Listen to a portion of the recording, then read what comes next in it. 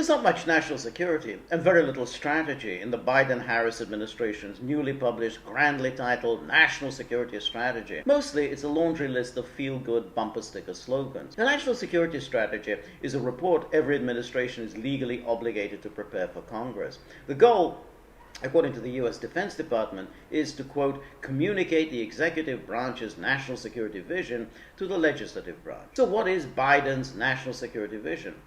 Once you get past the woke cliches, the climate crisis is the existential challenge of our time, or we will invest in women and girls and focus on the needs of the most marginalized, including the LGBTQI plus community. Once you get past all of that, we learn that China is, quote, the only competitor with both the intent to reshape the international order and the means to achieve it. So what does the administration plan to do about it? Well, not much, other than to promise vaguely to hold Beijing accountable for human rights abuses. Most of the Biden team's bile is directed at Russia. Russia, as is mandatory in the Western propaganda system, is at once terrifying and pathetically feeble. Russia, quote, poses an immediate threat to the free and open international system. It, quote, destabilizes its neighbors, undermines internal democratic processes, and sows divisions among the American people. Not to worry, though. Russia's status vis-a-vis China is much diminished, its diplomatic influence has waned, and its efforts to weaponize energy have backfired. Well, that's a relief. So what's missing from this document?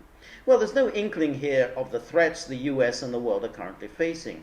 The world, as Biden himself has warned, is on the brink of nuclear Armageddon. What does the administration plan to do to step back from the brink and pursue a negotiated end to the war in Ukraine? Nothing. The world is suffering levels of inflation not seen in decades. What do Biden and Harris plan to do about that? Nothing, other than to blame Russia. The world is suffering from an artificially induced global energy shortage. What does the administration plan to do about that? Nothing, other than to accuse Russia of weaponizing energy. The world is suffering from an artificially induced food shortage. What do Biden and Harris plan to do about that? Nothing, other than, yes, you guessed it, blame Russia. Not exactly a national security strategy.